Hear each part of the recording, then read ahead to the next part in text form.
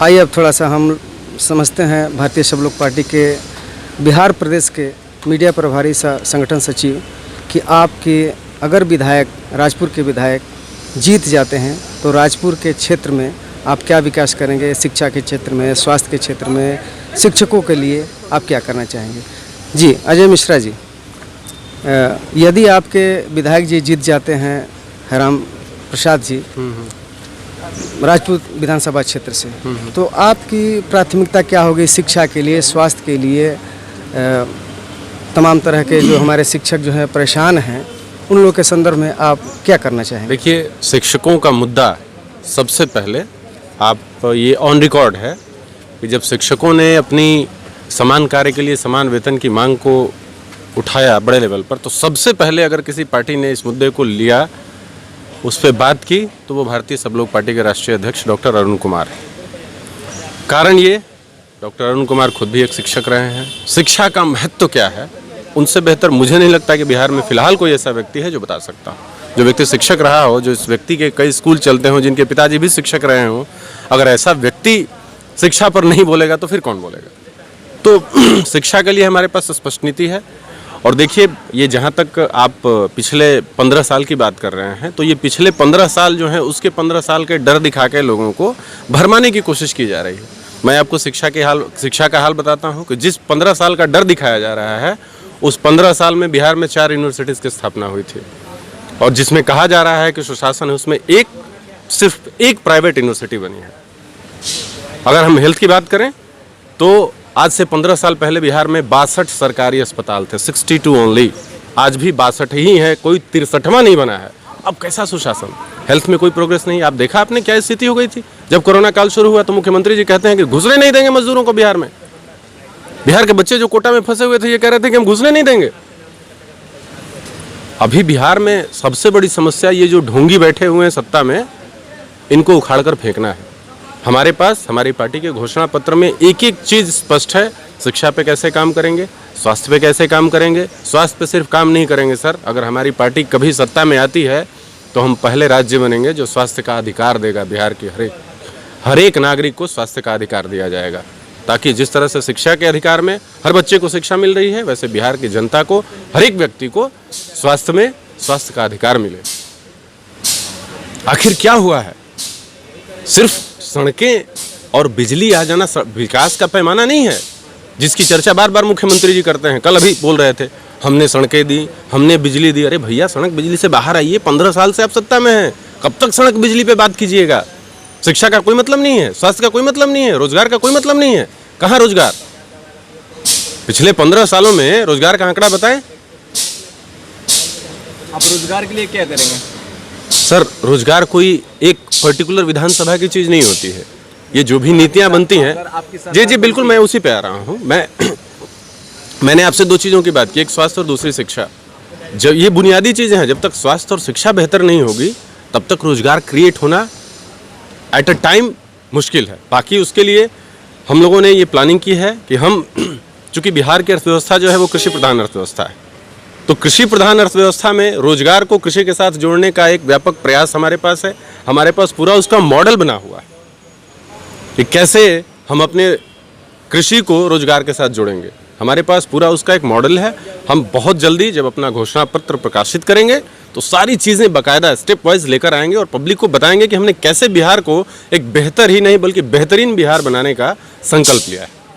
जी, नीतीश कुमार जी ने उत्पाद अधिनियम 2016 को स्थापित किया शराबबंदी के लिए। जी बिल्कुल। बिहार में शराबबंदी कितनी सफल हुई, शराबबंदी से बिहार को कितना लाभ हुआ और कितना नुकसान हुआ? बिहार में शराब की स्थिति वैसे ही है जैसे हमारे यहाँ भगवान को कहा जाता है कि होते हर जगह हैं पर दिखते कहीं नहीं है। शराब भी बिहार में वैसे ही है, मिलती हर जगह है, बस दिखती नहीं है सर। बाकी हम लोग तो बॉर्डर इलाके में है, बिहार और उत्तर प्रदेश सटा हुआ है। अब यहाँ के क्या कहने हैं, हर जगह मौजूद है। जब खोजिए, पहले तो दुकान पे लोगों को लेने जाना पड़ता था, अब तो बाकायदा होम डिलीवरी हो रही है, घर घर पहुँच रही है। तो ये सिर्फ, मैंने अभी कुछ देर पहले कहा ना कि ढोंग, तो ये सिर्फ नीतीश कुमार का ढोंग है। जिस तरह के ढोंगी व्यक्ति हैं वो, उसी तरह के ढोंगी कानून भी बिहार को बता कर लोगों को उलझाने का काम कर रहे हैं। सबको पता है कि शराब की हकीकत क्या है। पुलिस की चांदी है, वसूली हो रही है, जम के वसूली हो रही है शराबबंदी के नाम पर। शराब हर जगह मौजूद है, आप कहीं भी खोज लीजिए। हम लोग तो बॉर्डरिंग इलाके में है, यहाँ से भीतर हटिए ना भाई, जाइए 150-200 किलोमीटर अंदर, 10 मिनट के अंदर आपके घर पे शराब पहुँच जाएगी। अगर आप पीते हैं तो मैं तो खैर उसका मुझे तो कोई मतलब नहीं है उससे, लेकिन जो अवेलेबिलिटी है मैंने देखा है। क्या इससे कोई राजस्व का भी घाटा हो रहा है? बिल्कुल 12,000 करोड़ रुपया सालाना घाटा हो रहा है। सर शराब बंद कर देना, मुझे नहीं लगता है कि लोगों को ये शराब छुड़ाने का तरीका है। लोगों को जागरूक कीजिए, उसके फायदे घाटे बताइए लोगों को, तब शराब बंद होगी। ऐसे तो आप सरकार के जो आय का मतलब राजस्व का साधन है उसको भी डैमेज कर रहे हैं और स्मगलिंग कर रहे हैं। युवा जो हैं वो अपराध के रास्ते पे चल रहे हैं। तो इस तरह से तो दोनों तरफ से सरकार को घाटा हो रहा है। बिहार राज्य को दोनों तरफ से घाटा है। युवाओं को अपने अपराधी बना दिया, दूसरी तरफ। क्या आपकी सरकार बनती है, क्या आप इसको शुरू कर देंगे? सर ये पॉलिसी डिसीजन होता है, पहले इस पर विचार किया जाएगा। सारी चीज़ों देखिए, किसी भी चीज़ को ये कह देना कि हम तुरंत कर देंगे, ये शिक्षकों का वेतन बढ़ाना नहीं है।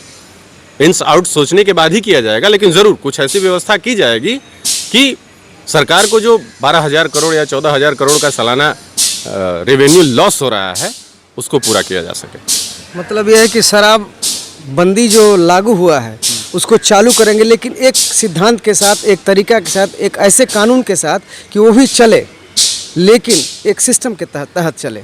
मैंने आपसे कहा कि शराब बंद कर देना समस्या का समाधान नहीं है।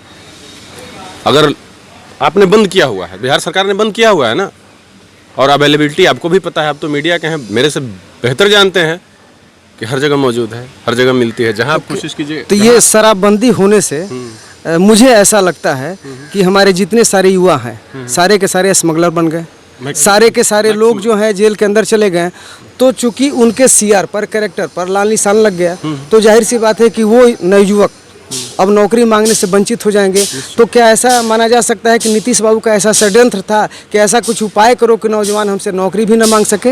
ये हो सकता है, क्योंकि देखिए जो आदमी सत्ता के लिए कुछ भी कर सकता है, ये 15 साल में इनका जो चरित्र है, मैं शुरू के जो इनके 5 साल रहे, मैं आपसे सही बता रहा हूँ, मैं इनका ज़बरदस्त फैन था।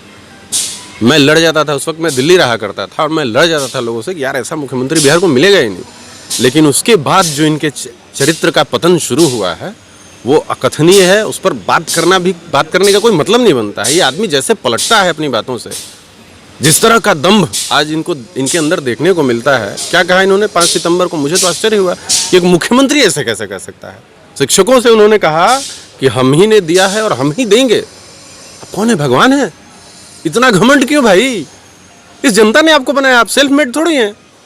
जनता ने बनाया है, वही जनता लात मारेगी, चले जाइएगा 3 नंबर में, कोई पूछने वाला नहीं होगा। बहुत सारे मुख्यमंत्री और प्रधानमंत्री देश में देखने को मिलेंगे, मक्खियाँ भिनक रही हैं, कोई पूछने वाला तक नहीं है। तो इस तरह की बातें किसी मुख्यमंत्री के मुंह से शोभा नहीं देती हैं। ये घमंड अहंकार किस लिए? खैर चुनाव है, जनता उसका माकूल जवाब देगी। जी धन्यवाद अजय मिश्रा जी। अजय मिश्रा जी एक शिक्षक भी हैं, आप लोगों को यह जान लेना चाहिए कि शिक्षक भी है, प्रदेश के संगठन के मीडिया प्रभारी हैं, संगठन सचिव भी हैं, लेकिन एक शिक्षक भी हैं। हम लोग अभी अजय मिश्रा को सुन रहे थे। अजय मिश्रा जी के अंदर यह उबाल है कि बिहार को और पूरे देश को एक स्वच्छ और बढ़िया शासन व्यवस्था दिया जाए, संविधान और लोकतंत्र की रक्षा हो सके, इस तरह का उनका विचार व्यवहार है। देखते हैं कि आगे भारतीय सब लोग पार्टी क्या कर पाती है।